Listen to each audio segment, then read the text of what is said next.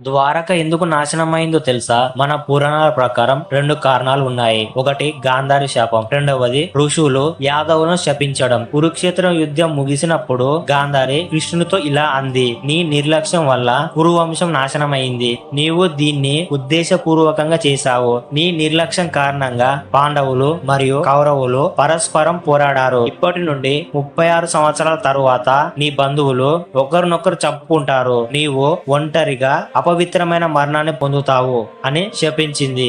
రెండవది, యాదవులను ఋషులు ఎందుకు శపించారు అంటే విశ్వామిత్రుడు, కన్నుడు మరియు నారదుడు ద్వారకను సందర్శించినప్పుడు యాదవులు వారిపై చిలిపి ఆట ఆడారు. కృష్ణుడు కుమారుడైన సాంబను ఆడవేషంతో ఋషుల వద్దకు తీసుకుని వచ్చి, ఈమె భద్రుడి భార్య, ఈమె గర్భవతి మరియు ఒక కొడుకు కావాలని ఆశిస్తుంది.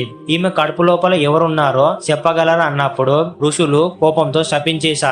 ఈ 2 కారణాల వల్ల ద్వారక శ్రీకృష్ణుడు చనిపోయిన తర్వాత సముద్ర గర్భంలో కలిసిపోయింది అని మన పురాణంలో రాసి ఉంది. మీలో ఎంతమందికి శ్రీకృష్ణుడు ఇష్టమో కామెంట్ బాక్స్ లో శ్రీకృష్ణ అని కామెంట్ చేయండి.